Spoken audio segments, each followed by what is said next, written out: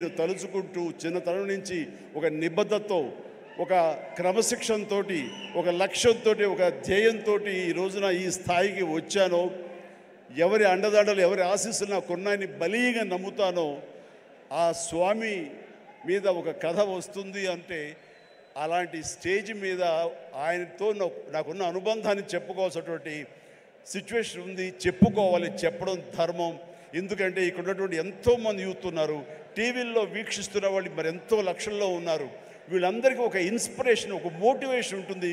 కాబట్టి ఇక్కడ చెప్పడం అన్నది అది ఒక హిందుత్వం గురించో లేకపోతే మరొక మతం గురించో మరొక మతం గురించో అని చూసుకోకుండా ఒక ఇన్స్పైరింగ్ పర్సనాలిటీ మనల్ని ఎంత పైకి రావడానికి, మనల్ని అత్యంత స్థానం నిలబెట్టడానికి ఎలా దోహదపడతాడు, పూర్తిగా ఆయనకి మనం సరెండర్ అయిపోతే అన్నదానికి ఒక ఎగ్జాంపుల్గా ఈ హనుమంతుడు నేను తీసుకున్నాను. చిన్నప్పటి నుంచి ఆయనే నమ్ముకున్నాను.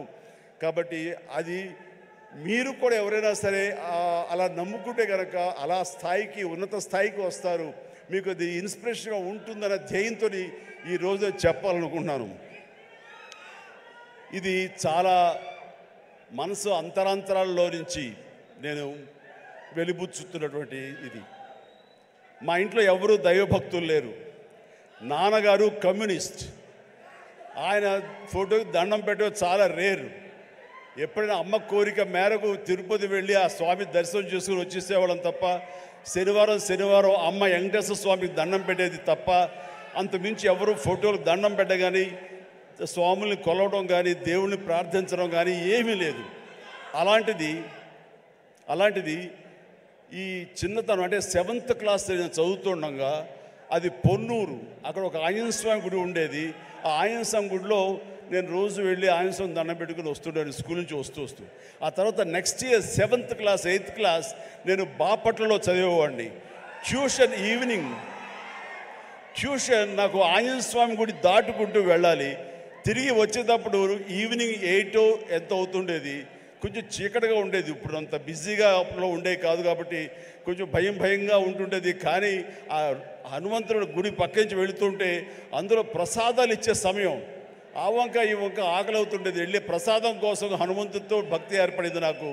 అలాగా ప్రసాదం తీసుకుంటూ అక్కడే తింటూ ఆయా స్వామి, ఆ పూజారి ఎవరైతే ఉన్నారో ఆయన చెప్పే విషయాలు హనుమంతుడి గురించి వింటూ, అక్కడ హనుమాన్ చాలీసా ఆ పలకల మీద, శిలా పలకల మీద రాస్తుంటే అవన్నీ ప్రాక్టీస్ చేస్తూ, అలాగే తెలియకుండా నాలో ఆయన మీద భక్తిభావం అలాగ కుదిరిపోయింది.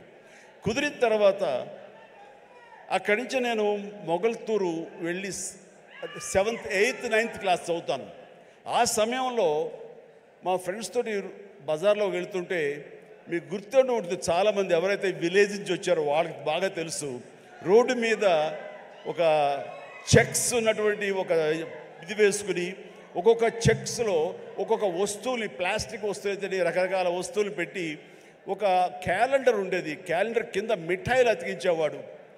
సో మనం 2 పైసలు 3 పైసలు ఇస్తే ఆ మిఠాయి మనకి ర్యాండమ్గా చింపుకోవచ్చు. అది ఓపెన్ చేస్తే ఇంత పెప్పర్మెంట్ ఉంటుంది. ఆ పెప్పర్మెంట్ వెనకాల ఒక నెంబర్ ఉంటుంది.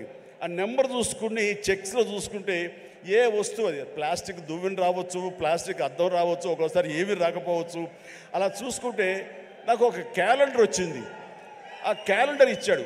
ఓపెన్ చేస్తే హనుమంతుల వారి క్యాలెండర్, ప్రసన్న ఆంజనేయ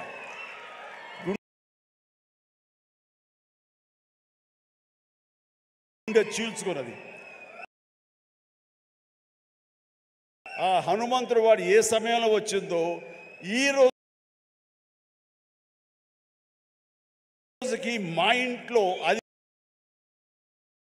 అలా కొలువై ఉంది. ఆంజనేయ స్వామి ఫ్రేమ్ కట్టి అది పూజిస్తూనే ఉన్నాను గత ఎన్నో సంవత్సరాలుగా. దాదాపుగా నాకు 12-13 సంవత్సరాలు అప్పటి నుంచి. అంటే ఏంటో తెలీదు, హనుమంతుల వారి గురించి నేను ఆయన వెంటపడ్డానా, ఆయన మీద నాకు ఒక గురి కుదిరేసరికి ఆయన నా వెంటపడ్డారో నాకు తెలియదు. కానీ నా యొక్క జీవితంలో అంతర్భాగం అయిపోయారు. అది అంతటితో ఆగకుండా నేను 10th చదివే సమయానికి మా నాన్నగారికి ఎక్కడో పేరాల చీరాల అనే ఊళ్ళో నాన్న పనిచేసేవాళ్ళు. అక్కడి నుంచి నాన్నగారికి మాడుగులని ఉత్తరాంధ్రలో అయింది ట్రాన్స్ఫర్. అక్కడికి వెళ్ళటం నాన్నగారికి ఇష్టం లేదు.